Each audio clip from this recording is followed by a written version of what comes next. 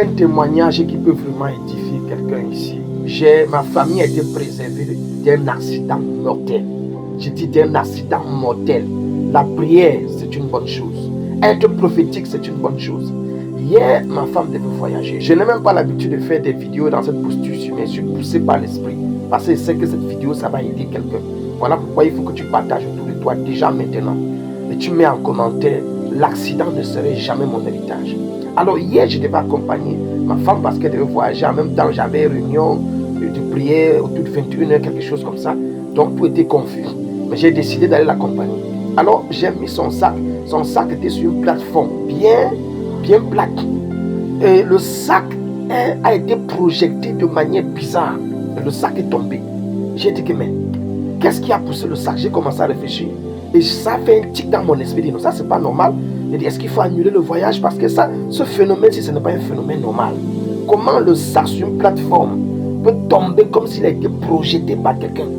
Et le Saint-Esprit me dit, il y a un accident qui est prévu, un accident qu'on ne peut pas arrêter. C'est-à-dire quelque chose qu'on ne peut pas arrêter. Vous savez, dans le monde spirituel, il y a des choses déjà arrêtées.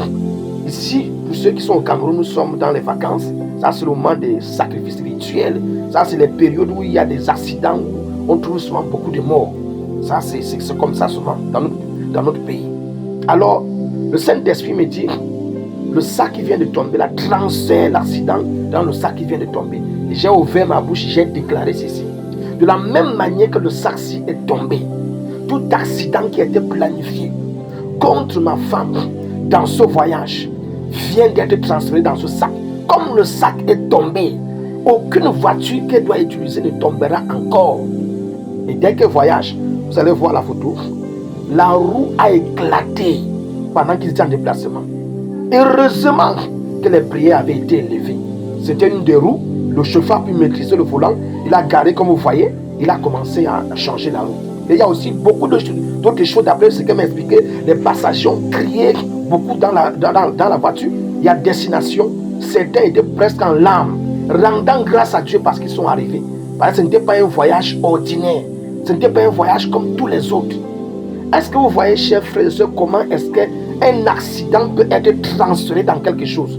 On peut transférer le mal de la même manière que Jésus a été condamné, crucifié, tué à la croix. Il est mort par condamnation. Pour que les personnes qui vont croire en lui ne meurent plus par condamnation. Si quelqu'un croit en Jésus, ne peut plus mourir par condamnation. Le mal peut être transféré dans quelque chose. Il y a des choses déjà arrêtées. Le Saint-Esprit va te pousser. Tu vas transférer ce mal dans quelque chose d'autre. Et dans la vraie vie, ça ne doit pas arriver.